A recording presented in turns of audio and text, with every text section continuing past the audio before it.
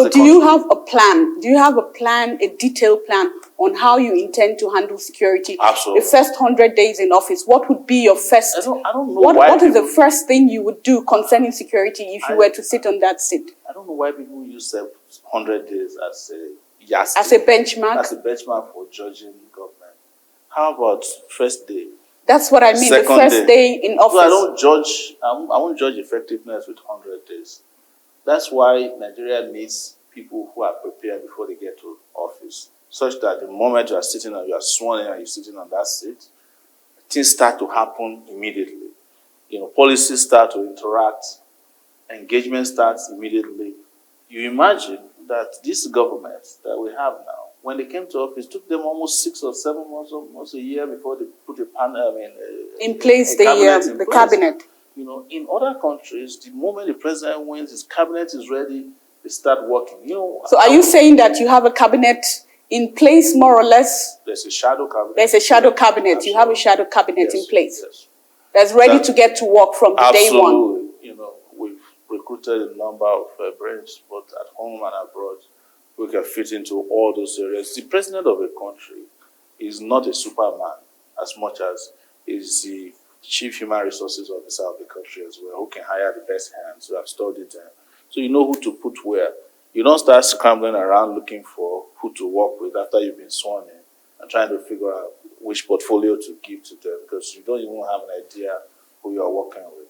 These are where decision-making processes are important. And that's where I keep talking about brain power as opposed to brass power, which is like you just start making it look as if you have to be this superman to be president of the country. Do you have like an agenda to say these are the bullet points of my government if I do come into office? We know that this government had a 3-point agenda. They had security, they had economy, and they had corruption, anti-corruption. So what would you say? The most corrupt governments in history, one of the most corrupt. How do you intend to deal with corruption if you do get in place? So when it comes to corruption, there are 3 ways I want to tackle it.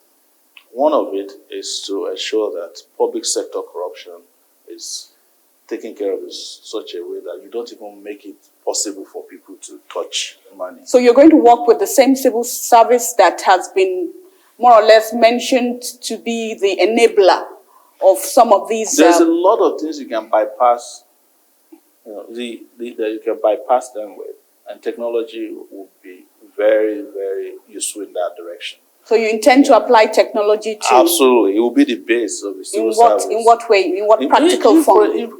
For example, if you don't have access to money, physical cash, right, it will be difficult to steal.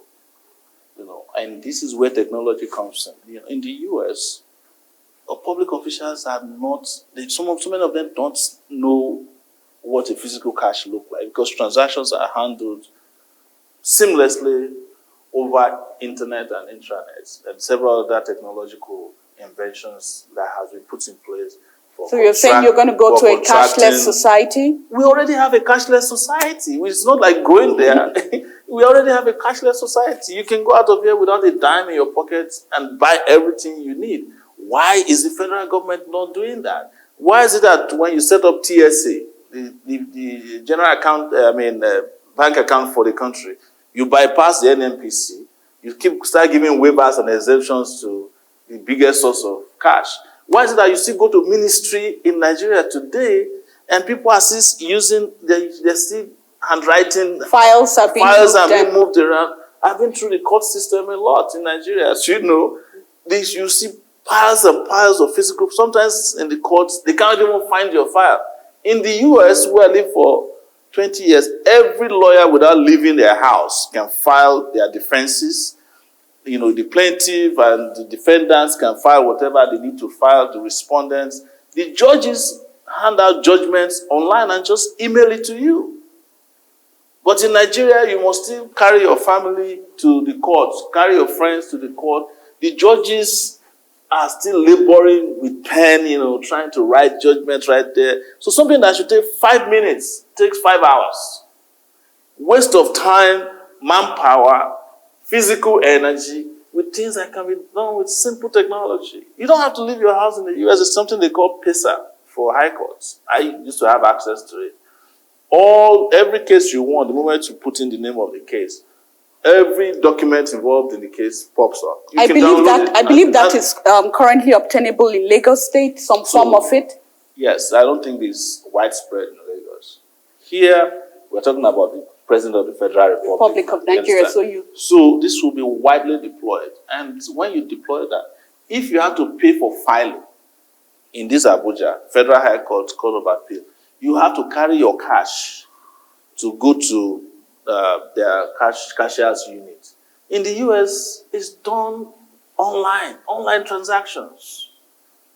So why are we still having a bogus civil service that's always handling cash when already you are not even doing that in ShopRite? You get my point? I understand what Today, you can order food online. So why can't you order government services online? You can order food in this Abuja before we finish. Because I'm sure a lot of people like the Labour Party would work against that, because you believe that if you go down that route, that would be less. You would be making a lot of people redundant in the service and getting them out of work. Why is it that we're here? It's because we complain about ineffective governance, right? So if I can help you get services delivered to you as a government with little stress, why would you be complaining that people are losing their jobs? What will happen is that people are moved around. You see, the civil service that is redundant and not dynamic is not a civil service, has become an evil service. So why do you want to keep such a service? But here is the solution. They keep their jobs, everybody that is there now. But you can also do a buyout of those who are too old or who don't know what they are doing. And say, if you have 5 more years to go, we pay you off. Then hire more young people to handle this. I keep asking, as I'm here, you can buy whatever you want. Do you know that our ability to use technology to transact business has even given opportunity to more people? Twitter, that is not created by a Nigerian, is hiring more hands, probably than a state government. Why? Because it has an offering. It has a value that is offering to you. So I can go on Instagram now, create an Instagram. I have 5,000 followers. You come and advertise with me. Is that not a job? I get paid. Some of them are richer than most people, those who are influencers. Technology provided that. Facebook, that technology provides that. People who are making apps, technology has made them even richer than your 30,000 per month civil servants. So society ought to be dynamic, and that's why you need dynamic young leaders with brain power who understand the way the world works. And this brings me to the idea of the not too young to run bill, which was signed by the president not too long ago. How do you think that would affect this cycle of elections coming in 2023? Some people have said, Sowore does represent the youth in some way, but he's not a youth himself. I'm not a youth by United Nations definition of youth, but I'm a youthful person, considering that the way I think is youthful, the way I talk is youthful, the way I operate. Do you believe you are the most youthful candidate in this cycle of elections out of the 18 political parties? Considering our ancestors who are campaigning against, yes. Yes. Against the 2 legacy parties? Those are our ancestors in those 2 legacy parties, whose age you can't even confirm in the first place. My age is exactly what I tell you it is, 51 years old. But you can't say that of the candidates of the 2 legacy parties. So, how do you stand? Now you brought them up. How do you stand against the candidate of the APC? People. Asiwaju Bola Ahmed Tinubu, how do you stand against him? I stand a better chance than he does, because we are living at a different time. And I hope that will play out in the election. I mean, I'll be the first to admit to you that after we saw what happened in Ekiti last weekend, it could be overwhelming, where the PVC, the permanent voters. That's where I was going to go to. There were issues that there was some vote buying involved and all of that. I wanted to define it to you. You know, the PVC became a poverty verification card. Okay. Yes, you show it and they pay you off. that is good that it happened, because I think that should expose people to Doesn't what that they tell you what it portends for 2023? I That, think that the majority of voters are more or less found in the rural areas, and they are the majority, they are the bulk of the votes, not just the urban youth that might push for you, but in those interior areas where poverty has been embedded into the people, that 5,000, 10,000 naira would make a huge difference for them. And they might be bought over. So where are we going to? In the last registration of voters that took place, I participated in 2019. There were more students who registered to be voters than the so-called rural population. The problem is in Ekiti, they saw some pictures of some young, youthful people showing out cash and being happy. Because there's mass poverty, and mass poverty is no respecter of youth or the old. So, but what we saw, and I'm telling you this, is that most of the young people who would not accept money to vote did not go out to vote. And I think that's changing now. Because you are seeing this PVC drive, that is this mad rush for PVC. And I think it's telling a story that people don't want to be caught napping the same way they have been in the past. And maybe Ekiti was also a driving factor. Everywhere you go now, people are sitting around PVC registration centers. They want to collect it. And I imagine that they want to use it to change the objective conditions of their lives. That I have no doubt about. But it also means for candidates like me that there's going to be more work of creating public there definitely awareness. is more work to create awareness that people don't sell their votes at the end of the day. But you know, it's people like me. How do you penetrate those rural areas? Those areas where money, that little money that somebody in the urban area might think it's not much, but it means something to them in those areas. How do you educate them? How do you reach those people? In 2019, I traveled to 34 states out of 36 states of the Federation. In some places twice. And I reached out to the poor, you know, the middle income persons. And, you know, I wouldn't say that I met a lot of rich people, because you can't find them where you find the mass. But through other means, social media, through traditional media, they heard us loud and clear. And this is what we're going to do. In 2019, I started serious, vigorous campaigning in October. And yet, this country was shaking.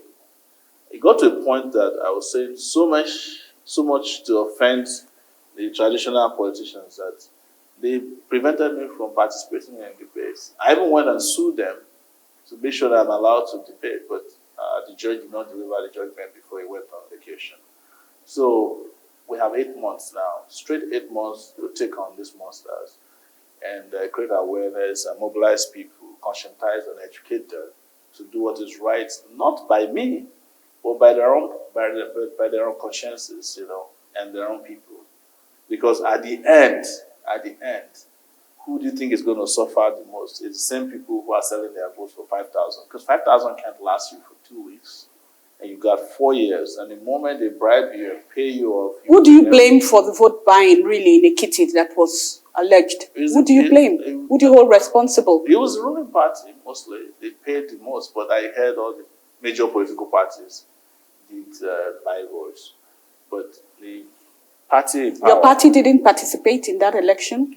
We didn't, because technically we just took over the party 3 weeks ago. They had already closed the governorship primaries in Ekiti State.